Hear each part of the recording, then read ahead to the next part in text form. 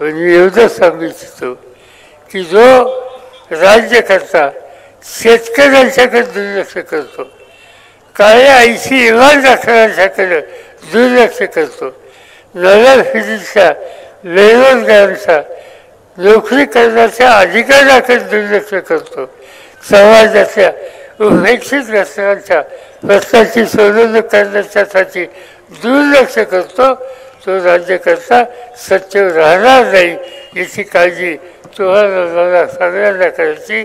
मी आज या ठिकाणी जाहीरपणाने सांगतो, तुम्ही एक की उद्याच्या निवडणुकीमध्ये या मतदारसंघामध्ये तुम्ही रोहितला शक्ती द्या. मी खात्री देतो तुम्हा लोकांच्या प्रश्नाची सोडवणूक ही आम्ही करू. आणि मग साखरेचे प्रश्न, दुधाचे प्रश्न, बेकारीचे प्रश्न, जे जे काही महत्त्वाचे प्रश्न सामान्य माणसाचे आहेत त्या प्रश्नाच्या सोडवणुकीसाठी आम्हा लोकांच्याकडून प्रयत्नाची पराकाष्ठा केली जाईल हाच विश्वास आज या ठिकाणी देतो. मोठ्या संख्येने तुम्ही उपस्थित राहिला, आम्हा सगळ्यांचे विचार समजून घेतले त्याबद्दल कृतज्ञता व्यक्त करतो आणि माझे 2 शब्द संपवतो. नमस्कार. आदरणीय